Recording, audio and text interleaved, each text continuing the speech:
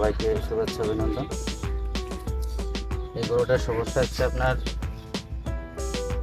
লিঙ্গের ভিতরে ইনফেকশান হয়ে গেছে, তো খুব আকারে চাপাচাপি করে এবং এটার চিকিৎসার জন্য আমরা এখন চেষ্টা করতেছি যে এটার ওয়াশ করে দেবো। ওয়াশ করে দিলে ইনশাল্লাহ ওর যে সমস্যায় ভুগতেছে পশুটা, পশু সঠিক চিকিৎসা হবে